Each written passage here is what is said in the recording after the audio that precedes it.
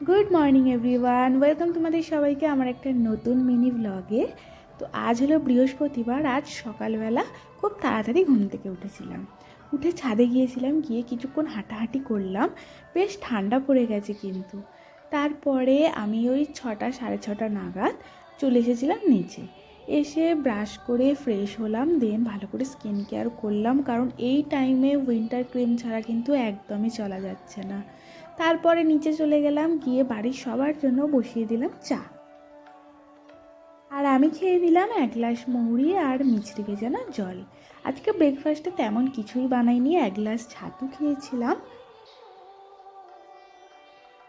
আজ যেহেতু বৃহস্পতিবার, তাই জন্য বাড়িতে একদম ভেজ রান্না হয়েছে মুগের ডাল, পাঁপড় ভাজা, ফুলকপি আলু দিয়ে নিরামিষ একটা তরকারি। ফুলকপি কিন্তু আমার খুব ভালো লাগে।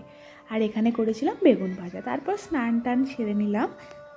শীতকালে কিন্তু এগুলো ছাড়া একদমই চলা যায় না, winter cream, body lotion, lip balm. তারপরে চলে গেলাম পুজো দিতে। পুজো দিয়ে দেন লাঞ্চটা সেরে নিলাম। আমি মুগের ডাল খাই না, তাই জন্য এইসব দিয়ে লাঞ্চ সেরে গিয়েছিলাম একটু ছাদে। গিয়ে রোদের মধ্যে বসে বসে করছিলাম কলকা প্র্যাকটিস। সন্ধে হতে দেন ঠাকুরকে সন্ধে দেখালাম, তারপরে বানালাম 1 কাপ চা। চা দিয়ে কিন্তু এই বিস্কিটগুলো খেতে খুব ভালো লাগে। তারপরে একটা হেয়ার টোনার অ্যাপ্লাই করলাম। এটা কিন্তু অ্যাবস গুডনেসের হেয়ার টোনার নয়, এটা আমি বাড়িতে বানিয়েছি। ডিনারে ছিল আজকে ওটস, চিলা আর বাদাম আর ধনেপাতা দিয়ে একটা চাটনি। তারপর আর কি একটুখানি ফুট ম্যাসাজ, হ্যান্ড ম্যাসাজ করে স্কিন কেয়ার করে চললাম শুতে।